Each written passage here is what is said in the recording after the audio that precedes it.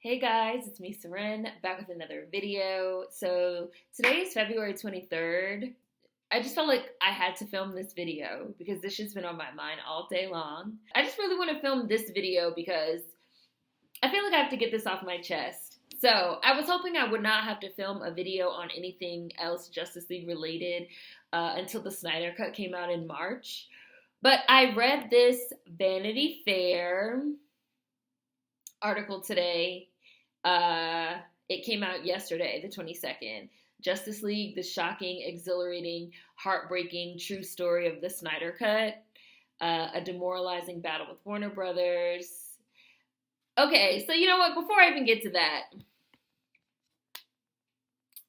let me start off by saying fuck you to everybody that told us back in 2016 and 2017 that, oh, these movies are just bad, these movies are just terrible, Zack Snyder sucks, Suicide Squad is trash, Justice League is trash. Fuck all of y'all, because we were trying to tell people that something is up and that something is going on and that something is obviously going on between Zack Snyder and the studio. Clearly, the behind the scenes shit that we've been watching for months and months and months, all of a sudden none of these scenes are in the movie. All of a sudden it seems like it's a totally different plot. This was for both. I feel like in my mind, like Suicide Squad and Justice League are just like linked. I want that fucking Iron cut of Suicide Squad. I know it exists, David. I know it exists. Don't play with me. But it was just like there were those of us that sort of followed these movies and were excited for them.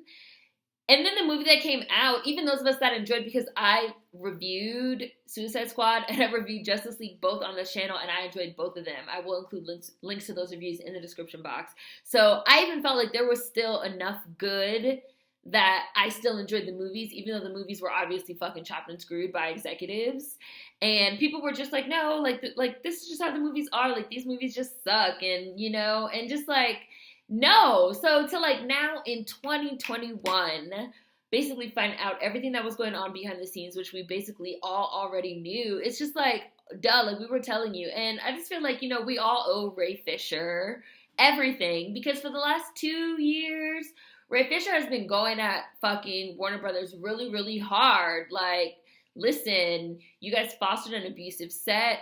Joss Whedon is a piece of shit, which we all know. It's basically been an open secret for anybody that has fucking followed any of Joss Whedon's career that he's a fucking piece of shit. I hate talking about white people, but, this involves Ray Fisher, so we can discuss it. But we've all known for fucking years that Joss Whedon is a piece of shit. It was fucking all these rumors about him being a piece of shit on fucking Buffy the Vampire Slayer. And then what did fucking Charisma Carpenter come out last week or a week and a half ago and say? That he was fucking cruel and abusive to her on the set of Buffy the Vampire Slayer. That he got mad at her because she got pregnant and killed her in a horrible way, put her in a fucking coma. Who also spoke up? Michelle Trachtenberg, who was underage at the time. Talking about she couldn't even be in rooms alone with Joss because of how inappropriately he behaved towards her. His wife, when him and his wife split up, she wrote an open letter to the industry talking about he's a misogynist. He doesn't actually like women. He fucking uses his relationships, and he also uses these characters that he writes as a fucking facade, as a fucking front for how he really feels about women, which I totally believe, even though it's like such a fucking disconnect. It really is, because like I love Buffy, I love Firefly, like I really enjoyed Dollhouse, like I've really enjoyed some of his shows. I've hated all his movies, but I've really enjoyed some of his his television shows, and like some of his television shows are like classic writing, and even like characters that I've loved and women characters that I've loved. But then it's like in real life, like he's a piece of shit. Like he is a piece of shit. They fucking got him from fucking Avengers, which was a movie I hated. Everyone knows. I fucking walked out of the theater. Like, I wanted to get my money back. I was furious. They got him from fucking Avengers and got him to do this fucking hack job on Justice League, which you could tell it was in these signature ugly fucking colors, these yellows and these fucking oranges and these fucking reds. Our final fucking battle is in the middle of a fucking nuclear dry ass wasteland in fucking Chechnya where Aquaman fucking can't even do anything. It made no sense. He forced these reshoots. In this Vanity Fair piece, they talked about how Joss Whedon forced reshoots on 3/4 of the movie, even though Henry Cavill was in the middle of fucking filming Mission Impossible and he had this fucking mustache and it was just a fucking joke around that time. The mustache. Like, no, and we as fans were trying to be like, listen, like, I don't want to say that our movie is being sabotaged, but like, clearly there's something going on. And I also want to say, I'm tired of you guys trying to push, and it even got pushed in this Vanity Fair thing, which is why I didn't finish reading the opener. A demoralizing battle with Warner Brothers, a devastating personal tragedy, and a fan base he couldn't control. And then it's like Zack Snyder, it's basically a portion in his own words of what happened. But I have to say, I'm really tired of you guys just trying to make it out like DC fans or DCEU fans or those of us that are fans of these movies was just fucking like, oh, so toxic. Obviously, there's a portion of any fandom and every fandom that's fucking toxic, sure. But people, and especially fucking Marvel and MCU fans, they like to kick DC fans. And people also was really, you know, people have motherfucking revisionist fucking history and selective memory because people seem to forget the way the motherfuckers was kicking Zack Snyder also when he was real down. His fucking daughter committed suicide. Like, she killed herself. There was literally people, I was still on Twitter around this times. There was literally people on Twitter that was cracking jokes about like, oh man, I don't even want to say it because it's so hateful and disgusting. Like, you know, oh man, like, I'm glad that, you know, he's having these family problems so that now he can, like, get out of Justice League and we can, like, bring somebody else in. And then when Joss got hired, people being like, yes, like, now they're going to put the Marvel treatment on it and it's going to be awesome. And then we ended up getting a movie that was so fucking terrible. And in this Vanity Fair piece, they basically admit that it was so shitty because Joss Whedon fucked it all up. And basically, the whole fucking studio turned against Zack Snyder, even though they brought him on literally to just showcase his whole vision of what he wanted to do. They turned against him. They didn't trust him because of the fucking reviewers. Now, they don't want to talk about how the reviewers are in on it. And before I get too off topic, I was saying that they don't want to talk about the horrible, toxic behavior of the Marvel fans, of the MCU fans, who like to fucking kick people, who like to kick the underdog, who like to pick on the fucking underdog, who like to bully people with their online bullying campaigns, right? They like to kick DC fans, but when DC fans kick back, oh, we toxic. You know what? Let me go put my motherfucking Justice League shirt on. Hold on. Yeah, I couldn't find it. I think it's in the wash, but that's okay because I'm saving it for when the Snyder Cut releases anyway. So I went and I put on my DC Wonder Woman, my Wonder Woman shirt instead, even though I don't even fuck with Wonder Woman. Like, I'm like, listen, y'all. Like, listen. When my birthday passed in December, okay, my present was given to me in this fucking Justice League bag, and I have it, like, over there, okay? Like, listen, they really fucked up our movie, and we're finally getting our cut that we've been wanting to get for all this time, and they're still trying to bounce around the fact that the reviewers were very much complicit in this. They're trying to dance around the fact that the fucking media was very much complicit in this.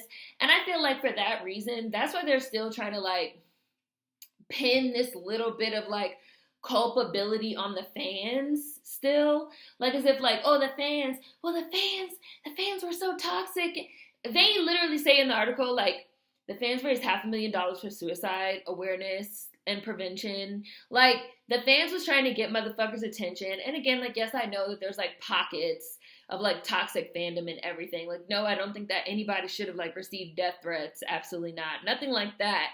However, I do, again, want to say that, like, people really don't remember, or they're really trying to, like, dance around the fact and evade accountability for the whole climate of how shit was back then, 4 or 5 years ago, 2016, 2017, 2018. They're really trying to, like, revise history. Like, the climate and the whole media ecosystem basically was complicit in, like, bringing down this movie in favor of Marvel, if you ask me. And the Marvel fans who beat the shit out of everyone all up and down the internet are given all this leeway because, like, Marvel's, like, the big money maker, right? Like, that's the whole thing. Like, they can, again, like, they kick the shit out of fucking other members of other fandoms, but then when you kick their asses back, they're crying because they're the reviewers, they're the bloggers, right? They're the ones crying about, oh, the DC fandom is so toxic. Like, Really? Like, you guys were really joking about this man's daughter killing herself, but you still have people in Vanity Fair talking about the toxic DC fandom. Nobody wants to admit that the media and the reviewers are toxic also and that they're complicit. And again, there's just all this dancing around the fact that the whole fucking ecosystem is fucked. But I'm really happy that they finally admitted to our faces, because it was playing in our faces. I'm really happy that they finally admitted that the executives chopped and screwed the shit out of this movie, and out of basically like Zack Snyder's whole run that he was supposed to have with rolling out these movies. I'm happy they finally admitted that Joss fucked up and that those movies were trash, and we really owe Ray Fisher everything, and he's still pushing for accountability, because he's still saying like now they're trying to throw everything on Joss Whedon, because like now Joss Whedon basically got Me Too'd by like Charisma Carpenter and Michelle Trachtenberg. So Ray Fisher's like, now they're even trying to like scapegoat Joss, when we all know the executives that was involved. I'm not trying to get sued, so I'm not gonna say these two men's names, but we all know the other executives that were involved. They were mentioned in this Vanity Fair piece, and they're even still, Zack said himself, like they were hired to literally babysit me and to try to like, you know, change my vision and inject more humor and, you know, like make it more Marvel-like. And they're still trying to dance around. They're still trying to dance around it. Let me read you guys some excerpts. This is from I'm going to start with some stuff that I read on Complex. Warner Brothers executive claims studio quickly realized Joss Whedon's Justice League was a piece of shit. That's literally what it says here. The Avengers director took over Justice League when Snyder exited post-production duties to be with his family following his 20-year-old daughter's death by suicide. From what Snyder can gather, Whedon reshot roughly 3/4 of the film. The result was met with a mixed to negative critical reception, and fans were mostly unhappy with how Snyder's vision was essentially tossed aside for what some might call a more typical, mainstream, motherfucking every movie gotta be Taco Bell superhero movie. One Warner Brothers executive was particularly scathing about what Whedon did to the project. When we got to see what Joss actually did, it was stupefying, said the exec, who remained anonymous. The robber on the rooftop, so goofy and awful. The Russian family, so useless and pointless. Like, he removed Victor Stone's backstory and added these white people because fucking Joss Whedon is a fucking racist. Everyone knew it. It was so awkward because nobody wanted to admit what a piece of shit it was. And I was like, this is literally how I feel reading this shit. I literally feel like yes. We've been trying to tell y'all for the longest time that Joss is a piece of shit and that he's fucking up our movie. When fans campaigned to get the Snyder Cut of Justice League released, Warner Brothers and Snyder took notice. Initially, he was contacted about lightly brushing up and releasing the 4-hour that he shot, but Snyder said that was a hard no from him. Instead, he wanted to do some reshoots of his own simply because he didn't trust the studio. And this is what he said in Vanity Fair. They're like, but why? You can just put up the rough cut, which was 4 hours long and in black and white. It had no music. It had no nothing. Snyder explained, here's why. 3 reasons. 1, you get the internet off your back, which is probably your main reason for wanting to do this. Like, he knew already.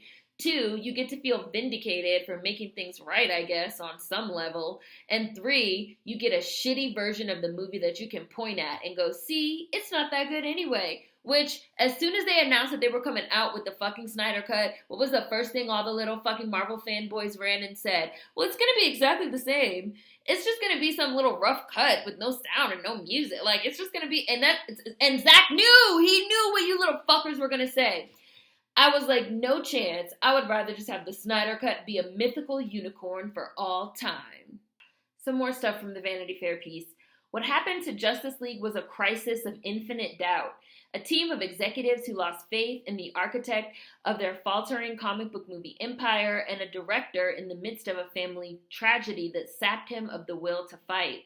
Joss Whedon, a director from another universe, the Marvel Cinematic one, left the Avengers after 2 movies and crossed over to DC, picking up Justice League not where Snyder left off, but remaking it significantly with extensive rewrites and hurried reshoots, just as the studio demanded, which they also did with Suicide Squad. On November 17, 2017, the team-up between Batman, Superman, Wonder Woman, Cyborg, Aquaman, and The Flash didn't so much debut in theaters as crash into them. It was sneered at by critics, who also sneered at fucking Man of Steel, which they also talk about in this Vanity Fair piece. This Vanity Fair piece is a really good piece that I highly recommend reading, because they go all the way back to, like, Man of Steel and how, like, people received Man of Steel. And you guys know I love Man of Steel. That's one of my favorite movies. That movie was never given a fair shot. People literally acted like that movie ate and murdered their firstborn child with the way they talked about that film, which is a fucking great film. It was sneered at by critics, shrugged at by baffled moviegoers, and all but disowned by those who created it. Whedon has since been accused of unprofessional and abusive behavior on set. Publicly, everyone close to the movie practiced their smiles and, oh, you know what, actually, before I even get into that, and I hate that people are acting like, what's the big deal with Ray Fisher not wanting to be like, booyah, my niggas, like, you're fucking racist too. Publicly, everyone close to the movie practiced their smiles and rehearsed their talking points in the hopes of doing no further damage to the project, not that it helped much.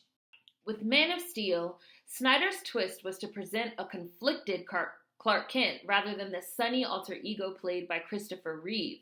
Snyder's Superman was willing to kill for what he thought was right, which many longtime fans of the character found reprehensible, and though he still saved the world, he never felt like he truly belonged in it, which some of us fucking loved and it fucking worked for us. But people decided that shit fucking ruined their beloved Superman. As with Man of Steel, Snyder continued to challenge expectations and norms, which sometimes led to pushback from the studio and originalist fans. Aquaman, for instance, has always looked waspy in the comics, but in casting the role for Batman vs. Superman, Snyder decided to forego the blonde hair and blue eyes of the comic book hero in favor of the long, dark locks and smoky gaze of Jason Momoa. Like, Zack Snyder's whole thing was to, like, invert these characters in a different way. And people really fucking threw fits and temper tantrums, even though he was, like, picking people to play characters that they would, like, eventually come to love in later movies. Like, he handpicked Gal Gadot. Like, he handpicked Jason Momoa. Like, people was just really running a hate train against this man, while after his daughter killed herself. It became part of a pattern. The studio gave Snyder the power to go anywhere he chose with its most valuable players, but he always went somewhere other than what they wanted. Marvel Studios movies, whose success exerted so much pressure on the DC team, hit on a formula that mirrored their comic book roots, telling stories about relatable, everyday people grappling with sudden phenomenal powers. Snyder's DC universe approached its superheroes from the opposite direction, depicting gods and immortals who are at ease wielding cosmic strengths, but strain to be human and connect to the ordinary world, which some of us love. The director envisioned this as operatic, tragic, and perhaps a more challenging type of comic book storytelling. But Warner Brothers feared it made his heroes gloomy. And my thing too with this, like, my thing has always been with this fucking Marvel fucking DC shit, is like some of us don't like those Marvel movies. Like some of us don't like those quote unquote relatable characters. Like some of us don't like that fucking type of humor or comedy. Like it's really a different kind of film than what we want to watch from Zack Snyder. And instead of being like, okay, these are like two different types of films that should be treated as such, they get lumped together as like, oh, these are the comic book movies. And it's like, if all fucking movies are not Marvel, if all fucking restaurants are not Taco Bell, people shit on it and they don't even want to fucking even try. Like, they wasn't even trying to see this man's vision, and it was a great vision. Like, and I'm really happy that we're gonna be able to get the Snyder Cut because I want to fucking see it. Diane Nelson, who was president of DC Entertainment at the time, says she appreciated that Snyder was more into deconstructing the familiar rather than just recapitulating it. And I think that's like a key point of the disconnect. You have people that they just want their little nostalgia button turned. They just want their little nipples rubbed with their little nostalgia. Like, that's all they want. Like, they just wanted to feel warm and comfortable. And there's nothing wrong with that. And I think especially during, like, COVID time and like pandemic and all this like upheaval, there's literally nothing wrong with that. But it's like people want you to hit that button, like that nostalgia button, like that this is familiar to me, or this is, one of the main reasons why they use a lot of warm tones like reds and oranges and yellows in a lot of those type of movies is because those movies trigger a response in your brain that like make you feel happy and warm and safe. And like that's what a lot of people want. But some people don't want that. Some of us don't just want the same old story recapitulated and regurgitated to us, and we don't want endless stories of this same exact character, or like some of us just don't want that type of thing. And instead of letting us have what we want, people decide to say that what we want sucks and shit all over it. And then when we fucking push back, oh, now we're toxic. It's just disgusting. It makes no sense to me. Zack is a masterful visual storyteller who goes deep on individual characters. For some people, like me, that is amazing. And for other people, that becomes a problem because they have fixed opinions on who these DC characters are and are not. But like they could not just at least let us see it. Like they would just like, no, like Superman would never do that. And that, like, bitch, you want my old shit, buy my old albums. Like, you can go watch the movies with Christopher Reeves. Like, why not let us have something a little bit different? They also told him Justice League could only be 2 hours long. 2 hours long. Among the issues was the length of the film. There was a mandate that the movie be 2 hours long, says Snyder. That order had a paradoxical impact because it meant eliminating much of the heart and humor the studio also wanted, like a comical romantic subplot between Ezra Miller's Flash and Kiersey Clemons' Iris, the latter of whom was absent entirely from the Whedon film. Like, please recognize that Joss Whedon basically cut out all the black characters in this movie. Like, please recognize that. Snyder also saw a bigger structural problem with the make it shorter order. How am I supposed to introduce 6 characters and an alien with potential for world domination in 2 hours? I mean, I can do it. It can be done. Clearly it was done, he says, referring to Whedon's version, but I didn't see it. Reports that Snyder himself also asked Whedon for help were false. Remember, they tried to feed us that lie that Zack personally handpicked and asked Joss to come, blah, blah, blah, lies, Vanity Fair, lies. One of the studio-appointed babysitters had been planning a Batgirl movie with Whedon, and Snyder and others say that Johns recruited Joss Whedon to do the rewrites for Justice League. Once again, Snyder was gracious and even hopeful. I thought maybe he could write some cool scenes. I thought that would be fun.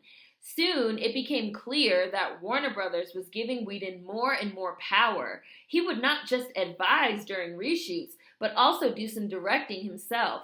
Snyder says he had only one conversation with Whedon about the studio's notes, and then Zack and Deborah quit.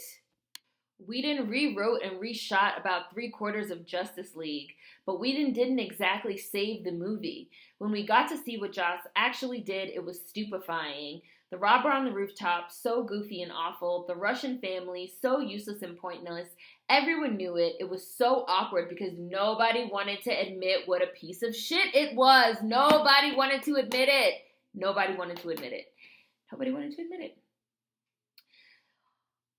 Because Cavill had been making Mission Impossible Fallout during the reshoots, Whedon's team had to digitally erase his mustache, which led to a bizarre warping of his face. The jokes fell flat, and behind the scenes, some of the cast had revolted. Fisher has publicly claimed Whedon was abusive on set and that Warner Brother executives enabled his actions. Gal Gadot told the Los Angeles Times that she also had a negative experience with Whedon, which she reported to higher ups. And like now these like previous members of like some of his other shows are coming out in support of Ray Fisher. Like Joss Whedon was the problem. But everybody tried to say that the problem was Zack Snyder and us, the fans. And the worst part is that this also talks about how Zack Snyder is a wonderful director. At a time of stories of abusive creators, Snyder is an anomaly.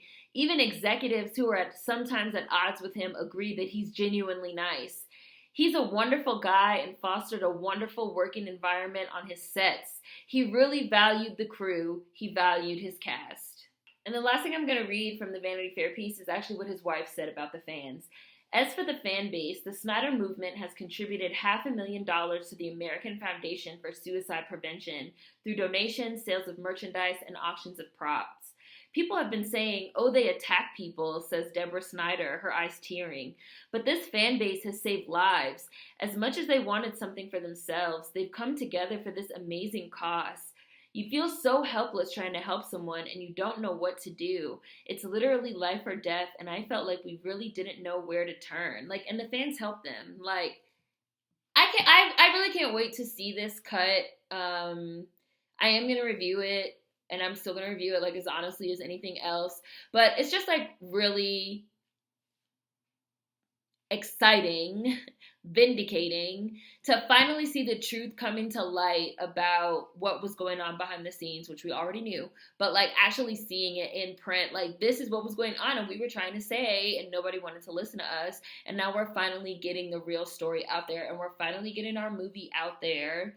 And I know that Ray Fisher decided to step down from the Flash movie. At first, they were saying that he got fired, that he got let go, but then he said he did not get let go, but that he feels like Warner Brothers is not taking the appropriate amount of action. So that's why he, decided not to return, which I understand. But I do hope that he decides to like come back, because like I want to see this, universe the way that it was really truly envisioned before like all the industry politics and the executives and the media and the critics and the fanboys and the Marvel and the sales and the capitalism, sort of got involved. Like, I just want to see this creative vision from Zack Snyder and from Zack Snyder and from the cast. And, I love Ray Fisher. You guys know that Ray Fisher was my favorite part of Justice League, which I said in my review. And then to even come to find out that, like, Ray Fisher was really supposed to be, like, the whole heart and soul of the project, and he just got unceremoniously removed. Like, I'm really, like, I mean, we still need more, like, and I applaud him for, like, still continuing to push. But, I'm glad that, like, something is coming out of his efforts, and you can't say that it's not. So kudos to you, Ray Fisher. We owe you everything. Justice League, Snyder Cut. Can't wait to see it. Food for thought as always. Let me know what you guys think in the comments. I will include links to both the Vanity Fair and Complex pieces in the description box. See you guys next time. Peace.